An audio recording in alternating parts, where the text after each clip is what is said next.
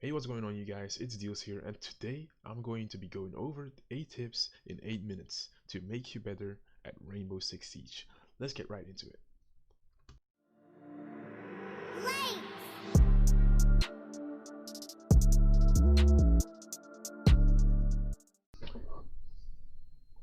Okay, tip number 1, and we're going to be taking everything away from this tip. This is the most important tip, so listen carefully to this one. Kills do not matter. Rainbow Six Siege is a team game, and if you're a good individual player and not a team player, you're not adding any value to the lobby or to the game. You can have 20 kills and still lose. It's not about how bad your teammates perform or how bad you do. It's about how well you do as a unit and as a team. You'll be winning a lot more games playing as a team than trying to frag out on your own. From first hand, when I solo queue, I have a lot more of a harder time than when I'm teaming and communicating with my team. It's a much better thing to do what your teammates ask. When they ask you to make a rotate, don't bother making one. When they ask you to hold an angle, well, just hold that angle. It's as easy as that. And it's going to be a lot smoother over a lot of time. You're just 1/5 of a team, and it's a lot easier to work as a unit. It's that you have to play with your team. You can be going 1-on-5 and being a good thatcher and helping your teammates frag out.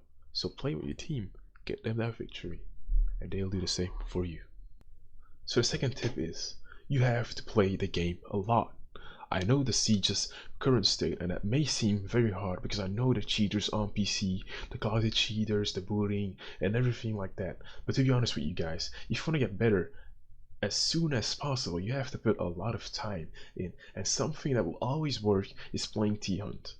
Now I know T-Hunt is not the best thing when it comes to aim training, but to be honest with you guys, my personal experience is that nothing is a good T-Hunt. What I do, or what I like to do, is blast a lot of music and work on what needs to be worked on.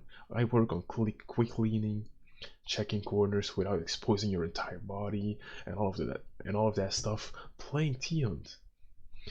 There was a time that I streamed and was practicing my quick lanes in the stream, and I was talking to my chat for the entire time. I know it might seem a bit boring, but you know, not everyone likes to do these types of things. But it's, in the end, something you have to do if you'd like to become better at the game. If you're a Twitch main, you should do F2T hunts.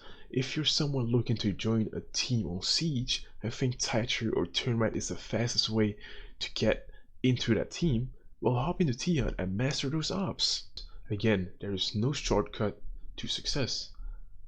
I have a lot of gameplay videos where I actually show y'all what I'm talking about. Those are some videos you can take a look at on the channel. Okay, so tip number 3 will be a very easy one. 5 stack. If you want to win and rank up, fight to the ranks, get a 5 stack.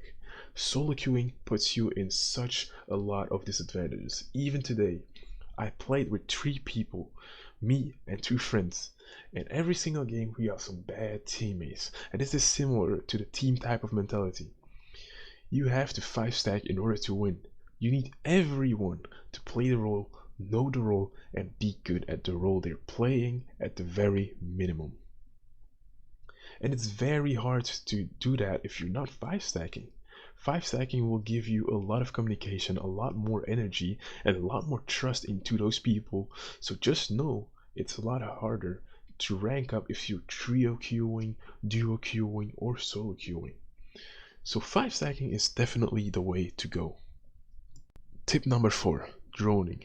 Droning is the most crucial mechanic in the game. It saves yourself a lot of time, embarrassing deaths, and is going to help you find a lot more kills doing it. You have to drone. Not droning, like not 5 stacking, puts you again in a huge disadvantage. You've got to do it, it's great information. I find myself a lot of times dying in stupid ways just because of the fact that I didn't drone a place. And that's on me. If I would have droned it out, I would have known that the person was there, and I should have known how I would have played the enemy and how he was going to play it, so I can adapt to it and take that guy out. It's overall the best thing you can do. Spend 10 to 15 seconds to drone out the rooms, get that information and adapt. If you have information, you can play off of it, and then you can move out your drone. Take the position your drone just occupied, and you're good to go. It's crucial. Okay, now the next step I'm going to have is that you really need to have your operators. Most likely everyone secretly has their ops and a lot of people don't even know that about themselves, right?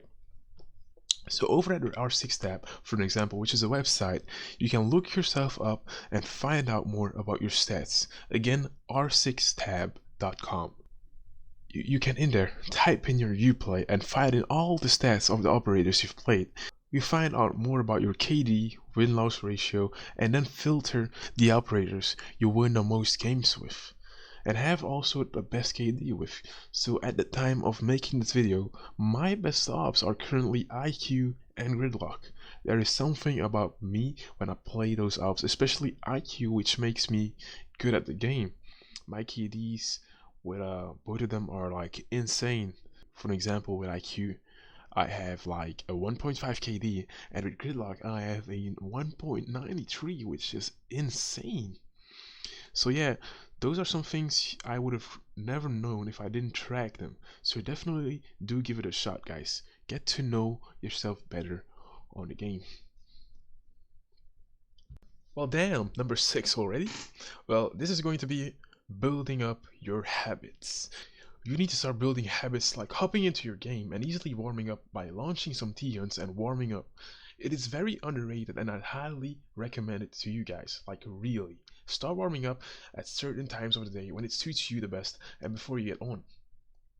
Target recoil control, movement, and crosshair placement, whatever it is to try to build some consistency with it and put it in a certain order. Those habits have a big impact on your gameplay.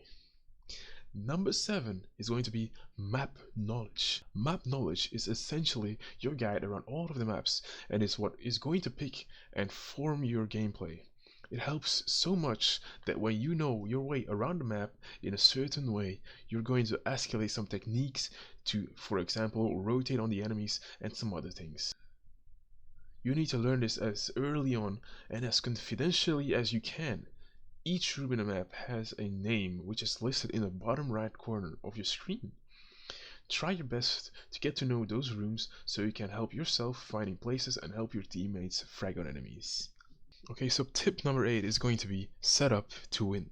For you, when you're on defense or on attack, you and your team need to be setting up the way you're going to play and win in the prep phase and the drone phase. Putting some rotations down can decisively change your performance in a round rather than when you'd put none of them down, which also makes it more difficult for you to defend the site or another particular thing you're trying to hold. And with that being said, guys, it's been DSMK. It's been real. Peace out.